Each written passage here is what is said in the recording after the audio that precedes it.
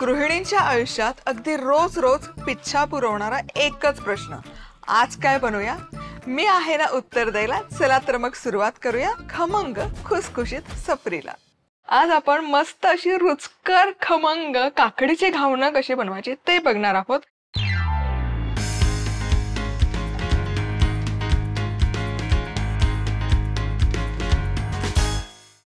तर हे काकडीचं घावण आहे ना, अतिशय पटकन बनवून तयार होतं, रुचकर लागतं आणि डब्याला किंवा एरवी दरवी खाण्यासाठी एक वेगळा आणि भन्नाट आणि पारंपरिक पदार्थ आहे.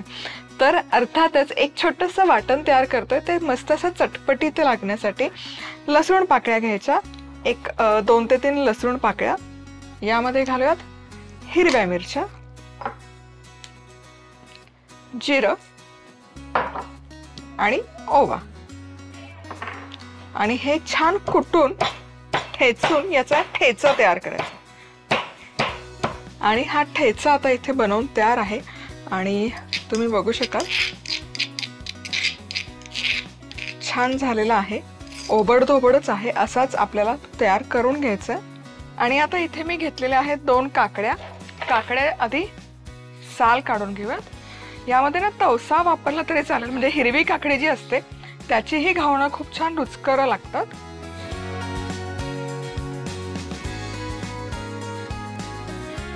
आता काकडी खिसून घेऊयात.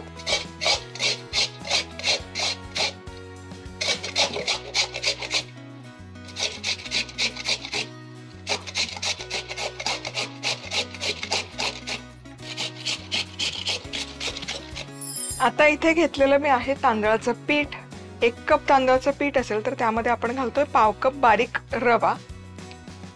त्याचबरोबर हा ठेचा जो आपण तयार करून घेतलेला आहे. खूप सारी बारीक चिरलेली कोथिंबीर, चवीनुसार मीठ आणि ही काकडी जी आपण खिसून घेतली. त्यामध्ये भरपूर मॉइश्चर किंवा पाणी असतं, त्या पाण्यासकट ही काकडी आपण इथे वापरणार आहोत. आणि आधी आहे ना असंच हे आपण हातानेच एकजीव करून घेऊयात, कालवून घेऊयात. बेसिकली हवं असेल तर चमच्याचा वापर केला तरी काही हरकत नाही. काकडीतलं जे मॉइश्चर आहे त्यामध्ये हे पीठ आपण चांगलं मळून घेऊयात. आणि आता हे आधी हाताने कालवून घेतलं की यामध्ये पाणी घालूयात आणि मस्त असं सरसरीत पीठ तयार करून घ्यायचं. तर हे व्यवस्थित एकजीव झालं की एक 10 मिनिटं हे मुरण्यासाठी ठेवूयात, कारण यामध्ये आपण घातलेला आहे रवा. रवा छान मुरेपर्यंत वाट बघूया. पीठ छान मुरलेलं आहे. आता आपण हे काकडीची घावणं बनवायला सुरुवात करूयात. तवा गरम करायला ठेवला. यामध्ये घालूयात तेल आणि तेल व्यवस्थित आहे ना टिश्यूने स्प्रेड करून घेऊयात. आणि हे जे आपण घावणाचं पीठ तयार करून घेतलंय यालाही एकदा खूप छान असा व्यवस्थित स्टर द्यायचा, मिक्स करून घ्यायचं, जेणेकरून ते छान एकसारखं स्प्रेड होईल आणि एकजीव होईल. पळीभर हे मिश्रण घ्यायचं, तव्याच्या मध्यभागी घालून घ्यायचं आणि स्प्रेड करायचं. झाकण ठेवूयात आणि एक 30 सेकंद फक्त झाकण ठेवून भाजायचं. 30 सेकंद झाली, झाकण काढायचं आणि हे असंच खरपूस खमंग भाजून घेऊयात. एक बाजूने छान असं भाजून झालं की कालथा घ्यायचा. वा, क्या बात आहे, मस्त रंग आलेला आहे, जाळी देखील सुरेख आलेली आहे आणि खमंग असा सुवास दरवळलेला आहे. आता हे वरची बाजू पण छान खमंग खरपूस भाजून घेऊयात. दोनही बाजूने खमंग भाजून झालेलं आहे. आता हे काकडीचं घावण आपण काढूयात एकाच जाळीवर. लगेच सर्व करणार असाल तर हे असं जाळीवर काढायची गरज नाहीये, डायरेक्ट सर्व करू शकता, असंच खाऊ शकता. काकडी आहे, यामध्ये ठेचा घातलेला आहे, किंवा एखाद्या चटणीसोबत खाऊ शकता, कुठल्याही तुमच्या आवडीच्या.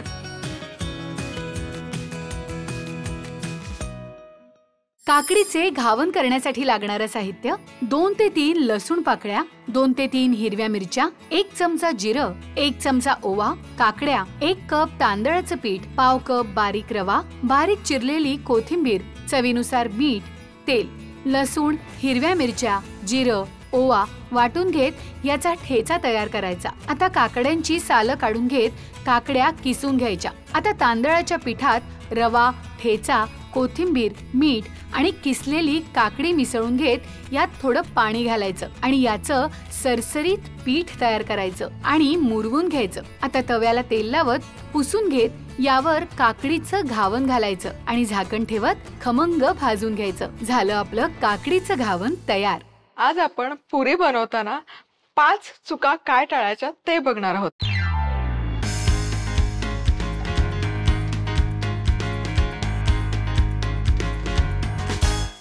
तर पुरी बनवताना आपण काही मिस्टेक्स करत असतो, त्या काय मिस्टेक्स टाळायच्यात हे आज बघूयात। सगळ्यात आधी मी इथे घेतलेली आहे कणिक, तर 2 कप गव्हाच्या पिठाची कणिक आहे। यामध्ये आपण घालूयात सगळ्यात आधी मीठ। आणि कणिक मळताना सगळ्यात पहिली गोष्ट म्हणजे मोहन घालायचं नाही, गरम तेल घालायचं नाही, थंड तेलही घालायची गरज नाही। बरेच जण काय करतात ना, कणिक मळतानाच त्यामध्ये तेल घालतात आणि मग त्यामुळे काय होतं ना, जेव्हा आपण पुरी तळतो तेव्हा तिचा रंग असा छान सोनेरी न राहता काळपट्ट रंग येतो आणि कणकेचा रंगही बदलतो।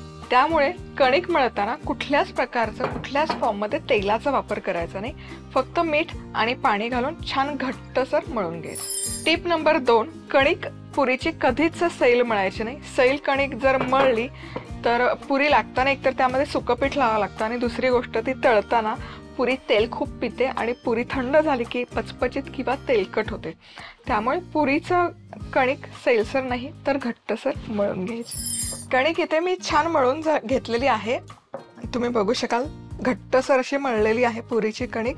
तिसरी गोष्ट जी टाळायची आहे म्हणजे कणिक मळल्या कधीच पुरी बनवायला नाही घ्यायची, ही छान मुरण्यासाठी ठेवूयात। आता यावर झाकण ठेवायचं आणि कमीत कमी एक 15 ते 20 मिनिट तरी कणिक ही मुरवून घेऊया। अर्धा तास ही पुरीची कणिक मी छान मळून मुरण्यासाठी ठेवली होती, तुम्ही बघू शकाल हलकीशी आता मऊ झालेली आहे। जशी जशी ही मुरते तसं त्याला पाणी सुटतं आणि मऊ होते।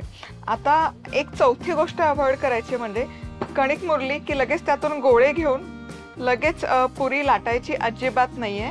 पुन्हा एकदा हा एकजीव किंवा एकसारखा स्मूथ गोळा करून घ्यायचा, पुरी लाटायची अजिबात गडबड करायची नाही। हे पुन्हा एकदा असं मळून घ्यायचं।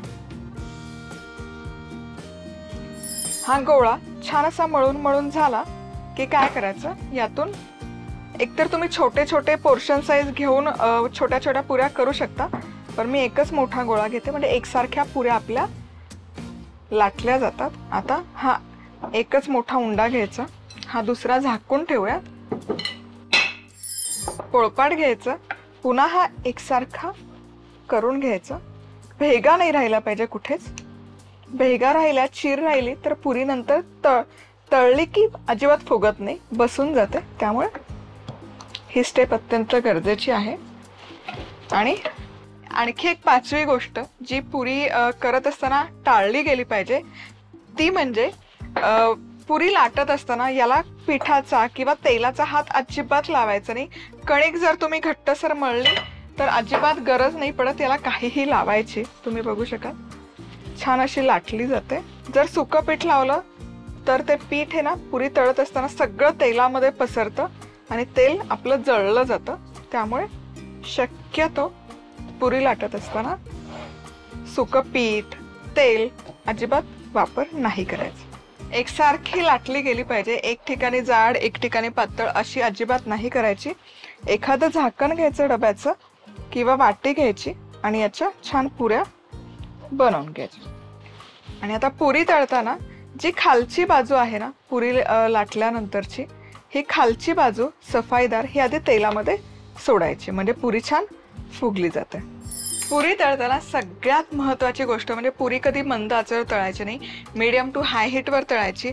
आणि पुरी तेलकट होऊ नये म्हणून सगळ्यात महत्त्वाची टीप म्हणजे पुरी तेलामध्ये सोडली की एक बाजू एकच वेळेस तळून घ्यायची, सारखी ती पलट अलट करायची नाही। हलकस याला प्रेस करायचं आणि तुम्ही बघू शकाल टम्म पुरी फुगते। आणि हलकेसं बघायचं की खालची साईड इथे छान तळली गेली आहे का नाही, खालची साईड तळली गेली की मग उलटवायची। क्या बात आहे, एकसारखा सोनेरी रंग आलाय तुम्ही बघू शकाल। आणि आता ही वरची बाजू जी आपण तळून घेतो उलटी करून तीही एकच वेळेस तळायची, सारखी अलट पलट करायची नाही। आणि आता ही तळलेली पुरी काढूयात आणि याच पद्धतीने सगळ्या पुऱ्या तळून घ्यायच्या। कमी तेलकट पुरी करण्यासाठी लागणारं साहित्य: 2 कप गव्हाचं पीठ, चवीनुसार मीठ, पाणी, तळण्यासाठी तेल. कणकेत मीठ घालत तेल न घालता घट्टसर पीठ मळून घ्यायचं आणि मुरवून घ्यायची. आता पोळी लाटत याला अशा पद्धतीने काप देत ह्या पुऱ्या तयार करायच्या आणि गरम तेलात मध्यम आचेवर पुऱ्या तळायच्या. झाल्या आपल्या पुऱ्या तयार. आज आपण ना हातासरची कामं पटापट पटापट कशी उरकायची यासाठी काही 10 महत्वाचे कानमंत्र म्हणजेच टिप्स बघणार आहोत. तर किचन मध्ये ना स्वच्छता आणि नीटनेटकेपणा हा एक पहिला भाग आहे जो हवा असतो. पण बऱ्याचदा काय होतं ना, स्वयंपाक होईपर्यंत किचन मध्ये खूप सारा कचरा झालेला असतो, पसारा झालेला असतो. तर हे टाळण्यासाठी काय करायचं? सगळ्यात पहिलं आणि महत्वाचं, सगळ्यात जास्त ओटा कुठे खराब होत असेल तर पोळ्या लाटत असताना. मग काय करायचं? बाजारात ना असे मॅट्स मिळतात, प्लास्टिकचे मॅट्स मिळतात, सिलिकॉन मॅट्स मिळतात. हे असे मॅट्स आणायचे आणि पोळपाटाखाली हे मॅट्स आहेत ना छान पसरवून ठेवायचे. मॅट नसेल तुम्हाला वापरायचं तर एखादा रद्दी पेपर वापरू शकता, म्हणजे तो कागद तसाच गुंडाळून टाकून देता येतो, किंवा एक कापड करू शकता जे इको फ्रेंडली जाईल. पण मी शक्यतो हे मॅट वापरते. मॅटने काय होतं ना, त्यावर जो कचरा पडलेला आहे तो एकतर काढून टाकायला सोपं जातं आणि त्याच सोबत ते क्लिनिंगलाही सोपं पडतं.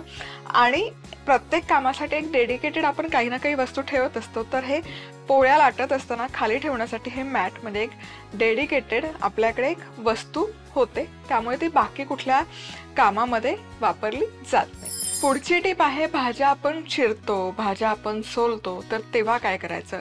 जेव्हा आपण भाज्या त्याची साल काढत असतो किंवा चिरत असतो, कांदा वगैरे लसूण सोलत असतो, तेव्हा हे सगळं आहे ना, हे प्रायमरी काम आहे ना, म्हणजे जिथे टरफलं काढायची आहेत किंवा भाजी सोलून घ्यायची, हे शक्यतो कटिंग पॅडवरच करायचं. लगेच त्यावरचा कचरा उचलायचा आणि डस्टबिन मध्ये टाकायचा. यामुळे काय होतं ना, ओट्यावर ती घाण किंवा कचरा किंवा ते पिल्स पडत नाही आणि ओटा नीटनेटका आणि स्वच्छ राहतो. आता हे तर झालं छोट्या छोट्या भाज्या असतील, म्हणजे कांदा असेल, बटाटा असेल. पण पालेभाजी असेल तर काय करायचं?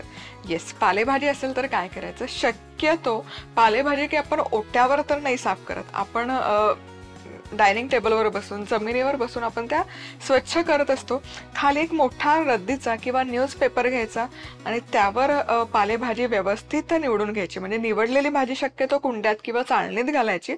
कचरा जो आहे तो पेपरवरच पडू द्यायचा.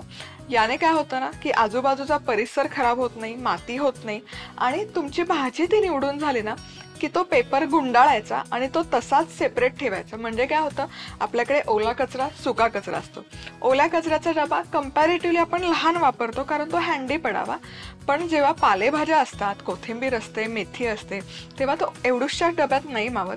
त्यामुळे मग तो पेपरची गुंडाळी करून ती तशीच जर बाजूला ठेवली तर सकाळी जेव्हा आपण कचरा देत असतो तेव्हा तो ओला कचरा, त्याची गुंडाळी तशीच ओल्या कचऱ्याच्या डस्टबिनमध्ये आपण ठेवू शकतो. Tip number 4.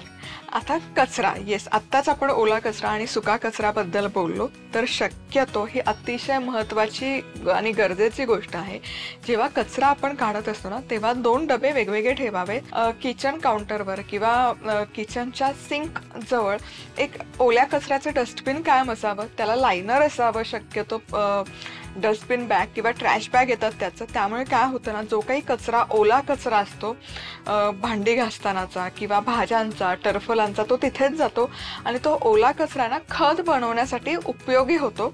त्यामुळे शक्यतो जेव्हा डस्टबिन घरामध्ये तुम्ही ठेवता तेव्हा ओला कचऱ्याचा किचनच्या सिंक जवळ ठेवा. म्हणजे जो काही कचरा होतो तो पटकन तिथे डस्टबिनमध्ये स्विच करायला सोपं जातं आणि ओटाही स्वच्छ राहतो. आपण वस्तू काढतो, पटापट पटापट चहा टाकायचे, पटकन चहा साखर काढतो, कारण पॅरलली कामं करत असतो. एकीकडे पोळ्याही लाटत असतो, एकीकडे चहाही असतो, भाजीही शिजत असते. अशा वेळेस काय करायचं ना, वस्तू बाहेर काढली, तिचा वापर झाला की ती लगेच जागेवर गेली पाहिजे. यामुळे काय होतं, ओट्यावरचा पसारा किंवा सगळी अशी गडबड दिसत नाही. जितकं लागते तितकं काम झालं की लगेच त्या वस्तू जागच्या जागी गेल्या पाहिजे, म्हणजे ओट्यावर पसारा अजिबात दिसत नाही. आपण ना स्वयंपाकघरात आपल्याला डबे लागत असतात, पण स्टीलचे डबे आपण जर वापरले तर काय होतं ना, त्या डब्यामध्ये काय आहे ते पटकन लक्षात येत नाही आणि मग त्याला लेबलिंग करावं लागतं किंवा मग खरकटे हात वगैरे लागतात. सो हे टाळण्यासाठी शक्यतो काय करायचं, ट्रान्सपरंट जार्स वापरायचा.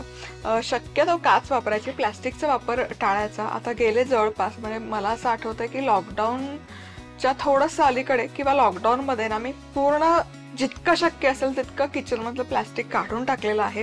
प्लॅस्टिकची जागा जी घेतली आहे ती एकतर स्टीलच्या डब्यांनी किंवा मग काचेच्या बरणाने.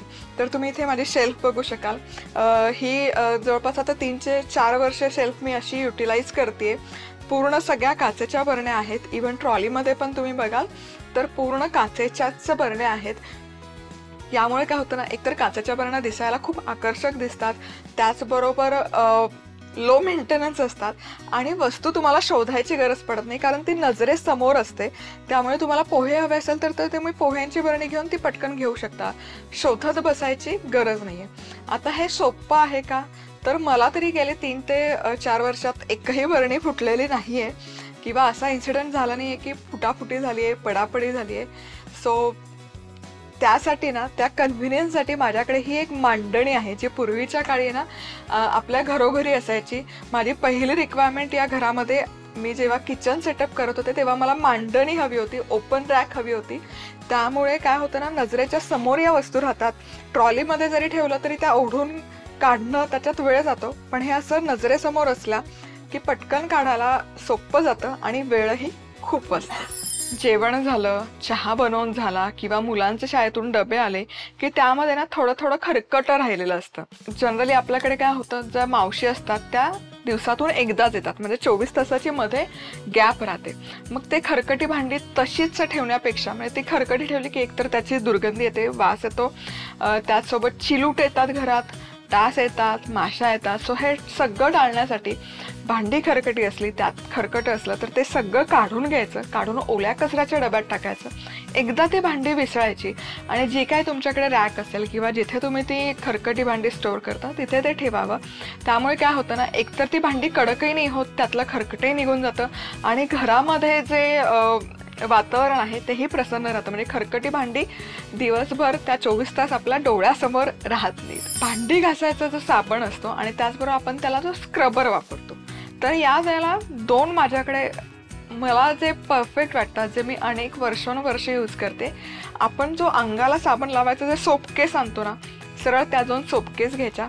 एका सोप केसमध्ये साबण ठेवायचा जो भांडी घासायला आपण वापरतो, किंवा लिक्विड वापरत असाल तर एक बाउल हँडी ठेवायचा. आणि यामुळे काय होतं ना, जेव्हा साबण आपला वापरला जातो, सोप केस असते त्याला, ती केस त्या डबीच्या खाली ठेवायची, त्यावर साबण ठेवायचा. साबण वापरून झाला की ते जे पाणी राहतं ना साबण वापरत असताना, ते खाली ड्रिप होतं, पाणी ड्रिप होतं, त्याबरोबर साबणही खाली ड्रिप होतच असतो. ते साबणाचं पाणी पुन्हा आपल्याला युटिलाइज करता येतं, ते वाया जात नाही. आणखी एक केस यासाठीच ठेवावी की ज्या घासण्या आपण वापरून ठेवलेल्या आहेत त्या घासण्या ठेवण्यासाठी याच पद्धतीची एक सोप केस घ्यावी. म्हणजे ती घासणी एकतर ओलसर असते, जेव्हा त्याचा वापर झालेला असतो त्यामध्ये पाणी असतं, ते पाणी खाली निथळून जातं आणि ती छान अशी सुकी सुकी राहते, खूप अशी ओलसर राहत नाही. त्यामुळे त्यावर चिलूट किंवा काही किडे गोंगावत नाही किंवा फिरत नाही.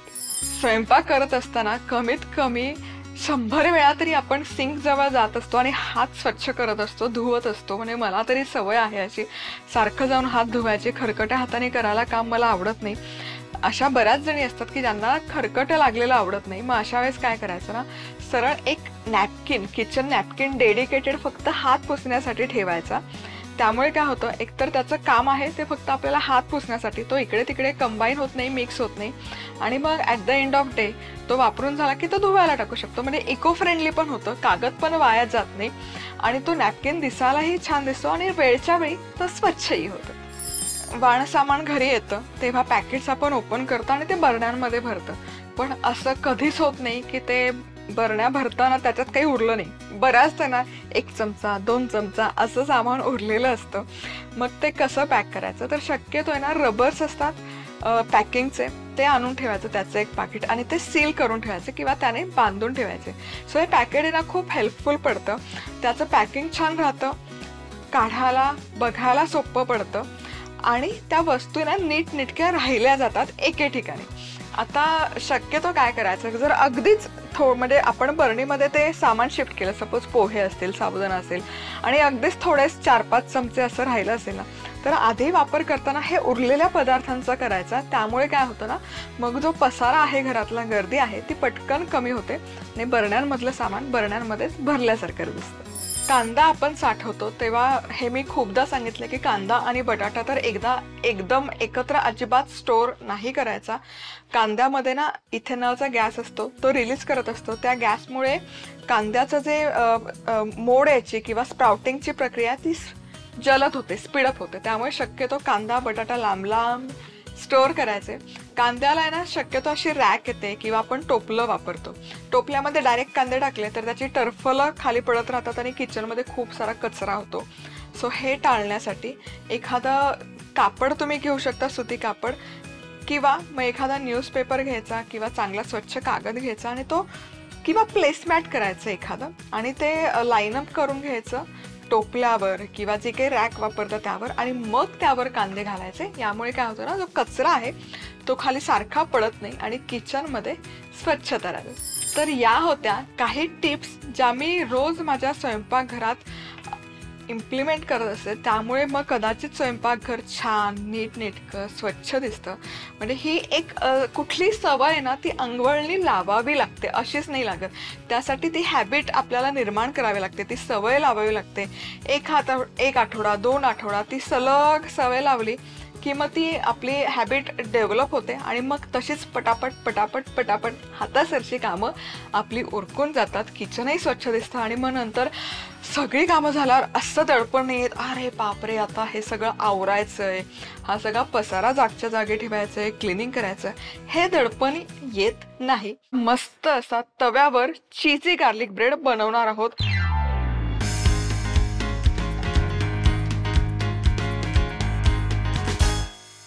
ओव्हन वगैरे अजिबात गरज नाहीये आणि परफेक्ट आपल्याकडे मिळतात ना ते असे राऊंड फ्लफी जाडजूड गार्लिक ब्रेड, तसा गार्लिक ब्रेड आपण आज बनवणार आहोत. आता गार्लिक ब्रेड बनवायचं तर गार्लिक बटर बनवणं गरजेचं आहे.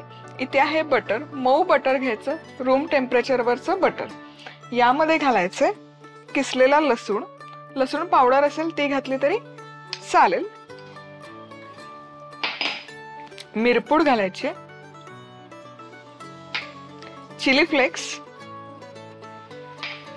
आणि पिझ्झा सीझनिंग किंवा मिक्स्ड हर्ब्स जे काही तुमच्याकडे अवेलेबल असेल ते, किंवा ऑरिगॅनो.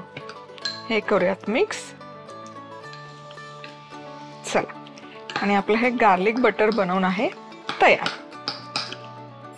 आता की नाही ते कॅफे स्टाईल मिळतो ना असा गोल गोल गार्लिक ब्रेड जाडजूड, तर त्यासाठी काय वापरते मी इथे बर्गरचे बन, जे बाजारात इझिली अवेलेबल असतात आणि फार महाग नसतात. एक 30 किंवा 20 ते 30च्या रेंजमध्ये हे 4 बर्गर बनचं पॅकेट येतं. पण मग हा बर्गर एक जरी गार्लिक ब्रेड खाल्ला अख्खा तरी तो इनफ होतो. आता याचे 2 पोर्शन ऑलरेडी कट केलेले असतात, पण आपल्याला काय करायचं, हा जो टॉपचा पोर्शन आहे हा आपण काढून घेणार आहोत, म्हणजे याला एकसारखा असा शेप येईल. या पद्धतीने तुम्ही बघू शकाल. आता हे आपले 2 बेस बनवून तयार आहेत. तर याच पद्धतीने पुढचं घेते.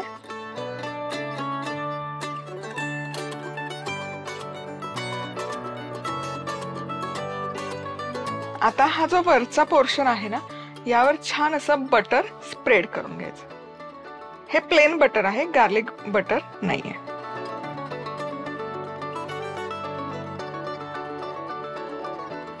चला आता पुढे काय करायचं ते बघूया. तवा गरम केलेला आहे. हे जे बटर लावलेली बाजू आहे ब्रेडला, ही बटर लावलेली बाजू ठेवायची तव्यावर आणि ही बाजू आपल्याला भाजून घ्यायची आधी.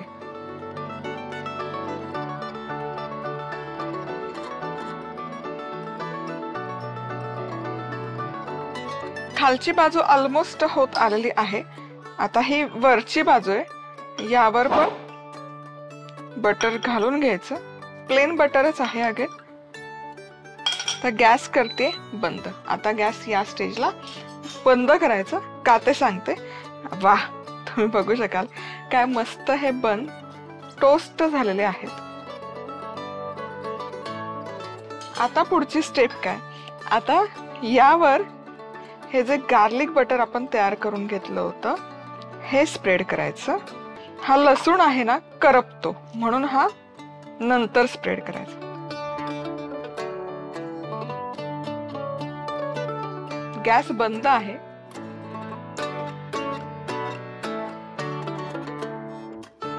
चला आता हे बटर छान स्प्रेड करून झालं की चीज घ्यायचं आहे. येस, सो इथे आहे हे मोझरेला चीज.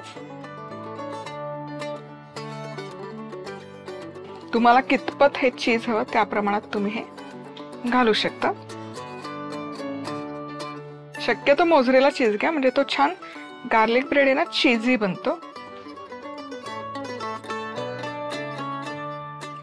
आता या स्टेजला यावर पुन्हा सगळे थोडेसे मसाले घालूयात. चिली फ्लेक्स, मिक्स्ड हर्ब्स आणि थोडीशी मिरपूड. आता गॅस करतेय सुरू. गॅस बंद होता एवढा वेळ आणि अगदी लो टू मीडियम हीटवर छान हे चीज मेल्ट होईपर्यंत भाजून घ्यायचं. चला तर मग जेमतेम एक 7 ते 8 मिनिटं अगदी मंद आचेवर हे मी छान टोस्ट करून घेतलेले आहेत. वाव, चीज बघा, मस्त असं चीज मेल्ट झालेलं आहे आणि रंग तर काय अफलातून आलाय, म्हणजे तव्यावर बनवले आपण विदाउट अव्हन. आता हा जाळीवर काढते जेणेकरून सॉगी नाही होणार. मस्त असा कॅफे स्टाईल हा चीज गार्लिक ब्रेड बनवून आहे तयार. कसा खायचा? असाच खायचा फटाफट. गार्लिक ब्रेडला काय लागतंय? किंवा मग स्टार्टर म्हणून खाऊ शकता, किंवा मग अर्थातच पास्ता वगैरे काही असेल तर. पण आहे ना, हा असा दणदणीत क्वांटिटीचा बनवून तयार होतो फटाफट, म्हणजे खेळत बसायची गरज नाही. फटाफट बनवून तयार होतो आणि गुबगुबीत असा कॅफेत मिळतो ना, अगदी तशीच चव, तसंच टेक्स्चर, तसाच क्रिस्प येतो. चीजी गार्लिक ब्रेड बनवण्यासाठी लागणारं साहित्य: 2 मोठे चमचे बटर, 1 चमचा ठेचलेला लसूण, अर्धा चमचा काळी मिरपूड, चिली फ्लेक्स, पिझ्झा सीझनिंग किंवा मिक्स हर्ब्स, 2 बर्गर बन्स आणि मोझरेला चीज. गार्लिक ब्रेड तयार करण्यासाठी सगळ्यात आधी गार्लिक बटर तयार करायचं. त्यासाठी रूम टेम्परेचरचं बटर, किसलेला लसूण, मिरपूड, चिली फ्लेक्स, पिझ्झा सिझलिंग किंवा मिक्स हर्ब्स घालून हे मिश्रण मिक्स करायचं. अशा पद्धतीने बर्गर बन प्लेन बटर लावून खरपूस भाजायचे. आता दुसऱ्या बाजूला प्लेन बटर लावायचं आणि गॅस बंद करायचा. आता बनवर गार्लिक बटर स्प्रेड करायचं आणि त्यावर आवडीप्रमाणे मोझरेला चीज घालून, चिली फ्लेक्स, मिक्स हर्ब्स आणि थोडीशी मिरपूड घालून हे बन झाकण ठेवून मंद आचेवर टोस्ट करून घ्यायचे. झाले आपले चीजी गार्लिक ब्रेड तयार. गावरान पद्धतीने मटकीचा रस्सा कसा बनवायचा ते बघतो. मस्त झणझणीत रस्सा होतो हा.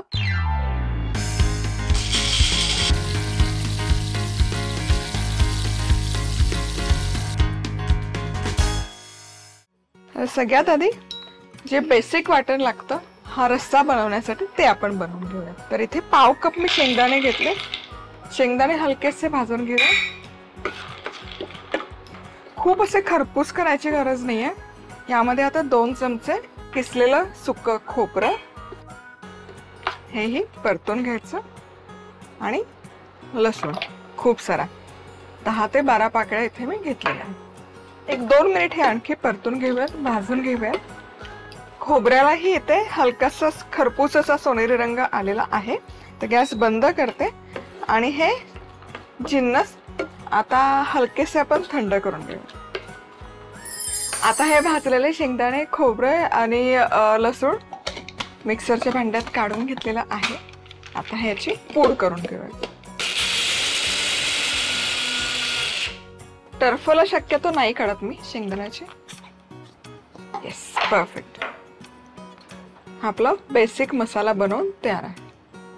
आता आपण भाजीला फोडणी देऊयात. तर सगळ्यात आधी मोहरी अर्धा चमचा, आणि नेहमी सांगते त्याप्रमाणे मोहरी मस्त फुलली पाहिजे. आणि मोहरी पण आहे ना इथे तेलात टाकल्या तडतडली नाही पाहिजे. थोडा तिला वेळ दिला पाहिजे फुलण्यासाठी, म्हणजे त्यातले फ्लेवर जे आहेत ते छान रिलीज होतात. तेलामध्ये टाकल्या ती तडतडली की थोडासा कडवटपणा त्यातला वाढतो, त्यामुळे थोडा वेळ गेला पाहिजे तेलामध्ये घातल्यानंतर तडतडण्यासाठी. मस्त मोहरी छान तडतडते. आता अर्धा चमचा जिरं, जिरंही मस्त फुललं पाहिजे. चिमूटभर हिंग,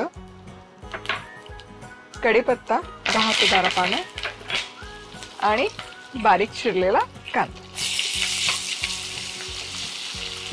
आणि मस्त सोनेरी रंग येईपर्यंत कांद्याला परतून घेऊया. कांदा मस्तपैकी असा मऊ झालाय, तुम्ही बघू शकाल. छान असा त्याला कॅरमलायझेशन आलंय. खूप खरपूस नाही केलेला, पण तो छान असा मऊ झालाय. आता यामध्ये आपण घालतोय टोमॅटो बारीक चिरलेलं आणि हेही आपण एक 2 ते 3 मिनिट छान एकजीव करून घेऊया कांद्याबरोबर. कांदा टोमॅटो छान असं व्यवस्थित मऊ झालेले आहेत. आता यामध्ये हे जे वाटण आपण करून घेतलेलं आहे हे घालूयात. त्याचबरोबर काळा मसाला 1 चमचा. काळा मसाला नसेल तर कुठलाही तुमच्याकडे वर्षभर ठेवणीचा मसाला जो बनवलेला असतो, गोडा मसाला, कांदा लसूण मसाला, काही ठिकाणी लाल तिखट म्हणतात, ते वापरलं तरी चालेल. आणि 1 चमचाभर लाल तिखट मिक्स करूया. आता हा मसाला छानपैकी परतून घेतलेला आहे आणि त्याचबरोबर इथे मटकी घेतली आहे. मटकीला व्यवस्थित असे छान मोड आणून घेतलेले. तुम्ही बघू शकाल खूप सुंदर मोड आलेले. आता या परतलेल्या मसाल्यामध्ये आपण ही मोड आलेली मटकी घालूयात.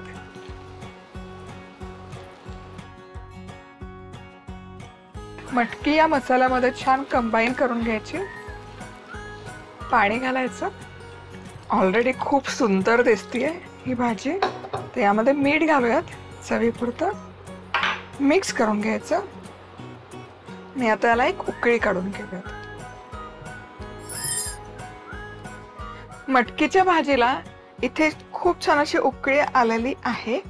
आता गॅस मीडियम हीटवर करून घ्यायचा. झाकण ठेवून एक 15 ते 20 मिनिट शिजवून घ्यायची. पण तुम्हाला तेवढाही वेळ नसेल इन्व्हेस्ट करायचा तर मटकी तुम्ही कुकरमध्ये घालून त्यामध्ये थोडी हळद घालून वाफवून घेऊ शकता. 1 शिट्टीमध्ये ते शिजते. जेमतेम फक्त एक 10 ते 15 मिनिट झालेत. 15 मिनिटच्या वर नाही झालेलं आहे. ही मटकी मी छान अशी वाफवून घेतलेली आहे. आहा, क्या बात आहे, मस्त झाली आहे. आणि येस, चेक करूयात. मस्त. आता आपण यामध्ये घालूयात गूळ. आणि अगेन ऑप्शनल आहे, बऱ्याच जणांना आवडत नाही, पण मटकीमध्ये थोडासा किंचितचा कडवटपणा असतो, तो कमी करण्यासाठी. आणि त्याचबरोबर कडधान्य थोडीशी वातूड असतात, पचण्यासाठी जड असतात, तर त्याचा वातूडपणा कमी करण्यासाठी म्हणून आपण गूळ घालतो. मग ते वांग असो किंवा कडधान्य असो, ऑप्शनल आहे. तुम्हाला नसेल आवडत नका घालू. आणि आता इथे आपला मटकीचा रस्सा गावरान पद्धतीने बनवून तयार आहे. याच्यावर मी आता याला शिजवणार नाहीये. माइट बी आजकाल किंवा येणारी पिढी चुरून खाणं हा प्रकार विसरली, म्हणून मी हे पुन्हा पुन्हा सांगत असते. चुरून खाणे हा शब्द किंवा ही प्रथा कालबाह्य व्हायच्या आधी मी आपलं काम करते सांगायचं. सो जेव्हा किंवा रस्सा भाजी असते तेव्हा मी प्रत्येक वेळा मेन्शन करते की भाकरी पोळी असेल तर ती चुरून त्यावर हा भरपूर रस्सा घालून खाऊ शकता. खूप छान लागतं, ट्राय करून बघा. गावरान मटकी रस्सा तयार करण्यासाठी लागणारं साहित्य: पाव कप कच्चे शेंगदाणे, 2 मोठे चमचे किसलेलं सुकं खोबरं, 10 ते 12 लसूण पाकळ्या, तेल, अर्धा चमचा मोहरी, अर्धा चमचा जिरं, चिमूटभर हिंग, 10 ते 12 कढीपत्त्याची पानं, बारीक चिरलेला कांदा, बारीक चिरलेला टोमॅटो, 1 चमचा काळा मसाला, 1 चमचा लाल तिखट, मोड आलेली मटकी, पाणी, चवीनुसार मीठ आणि चवीनुसार गूळ. शेंगदाणे, खोबरं, लसूण भाजून त्याचा कूट तयार करायचा. तेलात मोहरी, जिरं, हिंग, कढीपत्ता, कांदा, टोमॅटो, तिखट, वाटण आणि काळा मसाला घालून परतायचा. आता मटकी मीठ आणि गरजेनुसार पाणी घालून 15 ते 20 मिनिटं झाकून शिजवायची. आवडीनुसार शेवटी थोडासा गूळ घालायचा. झाले आपले मटकीचे कालवण तयार. आज आपण बेसिक व्हॅनिला स्पॉन्ज केक कसा बनवायचा ते बघणार आहोत.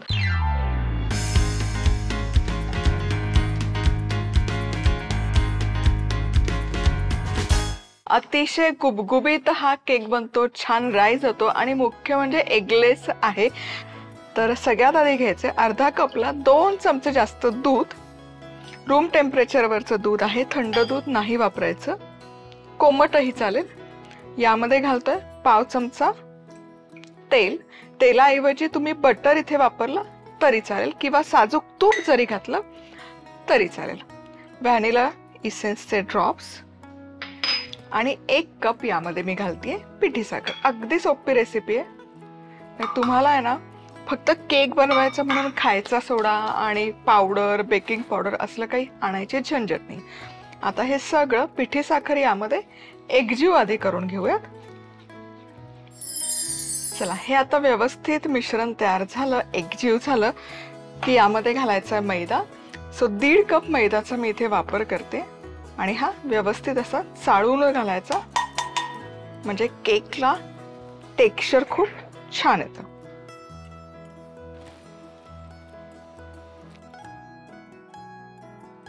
चला, मैदा असा छानपैकी चाळून झाला की हा या बॅटर मध्ये करून घ्यायचा एकजीव.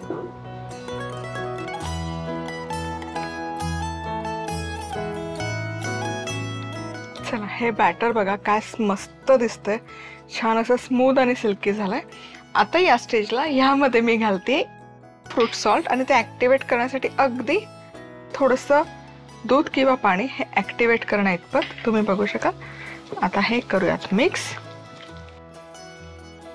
आता हे छान असं कंबाईन झालं की आता ही पुढची प्रोसेस खूप फास्ट करायची. हे लगेच केक टिन मध्ये आपण बॅटर करतोय शिफ्ट. सो इथे 6 इंचाचा हा आहे केक टिन. यामध्ये घालूयात हे बॅटर.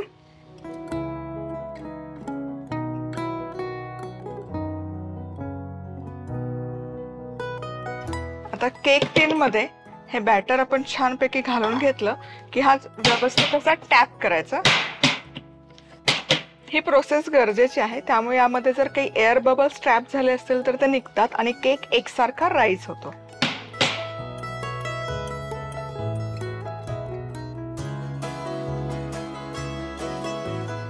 आता हा केक तुम्हाला जर ओव्हन मध्ये नसेल बनवायचा, कुकर मध्ये बनवायचा असेल तर कुकरची शिट्टी काढायची, ही रिंगही काढायची. म्हणजे बराचसा विचार होता की कुकर खराब होत नाही का, फार तर याचं कोटिंग गेलंय पण बाकी काही होत नाही. आता रिंग काढलीये, शिट्टी काढलीये, झाकण लावायचं आणि हाय हीटवर 5 मिनिटं हा कुकर प्रीहीट करायचा. कुकर प्रीहीट करून झाला की त्याखाली जाळी ठेवायची, हे टिन ठेवायचं आणि झाकण लावून मध्यम आचेवर 30 मिनिटं हा केक बेक करायचा, 30 ते 35 मिनिटं. सो ही झाली कुकरची प्रोसेस. पण माझ्याकडे अवन आहे म्हणून मी अवन मध्ये हा केक बेक करणार आहे. सो अवन मध्ये बेक करताना मी हे फक्त खालची कॉईल ऑन केलेली आहे. वेळ इथे सेट केलेली आहे साधारण एक 35 मिनिटं आणि टेम्परेचर इथे सेट केलेलं आहे 180 डिग्री सेल्सिअस. आणि हा आता 5 मिनिटं आपण प्रीहीट करून घेणार. आता हा 5 मिनिटं प्रीहीट करून झालेला आहे. आता हा प्रीहीटेड अवन मध्ये केक टिन आपण ठेवूयात. आता तुम्ही विचार करत असाल की प्रीहीट करणं का गरजेचं आहे. ऑफकोर्स, कारण केक मध्ये आपण बेकिंग पावडर, बेकिंग सोडा दोन्ही वापरतो. दोन्हीचं कॉम्बिनेशन केल्यामुळे कार्बन डायऑक्साईड वायू रिलीज होतो. त्याला जर लगेच उष्णता मिळाली तर पटापट तो वायू रिलीज होतो, त्यात एअर बबल्सचे क्रिएट होतात, त्यात हवा निर्माण होते, हवेची पोकळी निर्माण होते आणि केकला स्पॉन्ज किंवा जाळी छान येते. त्यामुळे कुकरमध्ये केक बनवत असाल किंवा ओव्हनमध्ये केक बनवत असाल, कायम इन्स्ट्रक्शन्स असतात की प्रीहीट करा. सो ओव्हन प्रीहीट करणं अत्यंत गरजेचं आहे. चला तर मग केक इथे मी व्यवस्थित बेक केलेला आहे. आता तो चेक करायचं सुरी त्यामध्ये घालून की व्यवस्थित आतपर्यंत शिजला गेला आहे की नाही ते. येस, आणि सुरी घातली किंवा टूथपिक घातली की ती छान अशी क्लीन येते, याचा अर्थ केक छान बेक झालेला आहे. आता हा काढूयात बाहेर. आता हा केक तर आपला तयार झालेला आहे. तर यावर आहे ना एखादं सुती कापड ठेवायचं, त्यामुळे केक आतमध्ये छान मॉइस्ट राहील आणि कोरडा पडणार नाही. त्यामुळे असं नॅपकिन ठेवा आणि 1 तासभर हा असाच थंड होऊ देत. साधारण 1 तासभर झालेला आहे. हा केक छान सेट झालेला आहे. आता सुरी घ्यायची आणि याने हे एजेस लूज करून घ्यायचे.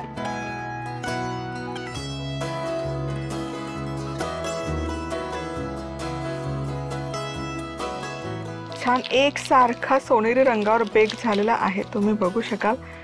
सुपर्ब दिसतोय. आहा, आणि एकदम सॉफ्ट झालेला आहे. आणि अगदी कमीत कमी साहित्यामध्ये हाताखालच्या उपलब्ध असलेल्या इन्ग्रेडियंटमध्ये हा केक बेक होऊन तयार होतो. तर पुन्हा भेटूयात अशाच मस्त रेसिपीसोबत. तोवर मस्त राहा, खुश राहा, आनंदी राहा आणि सगळ्यात महत्त्वाचं खात राहा. व्हॅनिला केक करण्यासाठी लागणारे साहित्य: अर्धा कपाला थोडंसं जास्त दूध, पाव कप तेल, अर्धा चमचा व्हॅनिला इसेन्स, 1 कप पिठी साखर, 1.5 कप मैदा, 1 चमचा फ्रूट सॉल्ट किंवा सोडा आणि पाणी. दूध, तेल, व्हॅनिला इसेन्स आणि पिठी साखर एकत्र करून मिसळून घ्यायचं. आता यात चाळलेला मैदा घालून हे मिश्रण एकजीव करायचं. आता यात बेकिंग सोडा आणि बेकिंग पावडर घालायची. आता त्यावर थोडं पाणी घालून हे मिश्रण मिसळून घ्यायचं आणि आता बटर पेपर लावलेल्या केक टीन मध्ये घालायचं. 5 मिनिटं प्रीहीट केलेल्या ओव्हन मध्ये 180 डिग्री सेल्सिअस वर साधारण 35 मिनिटं केक बेक करायचा. आता तयार झालेल्या केकवर अशा पद्धतीने कापड ठेवून केक थोडा थंड करायचा आणि अशा पद्धतीने टीन मधून काढायचा. झाला आपला केक तयार.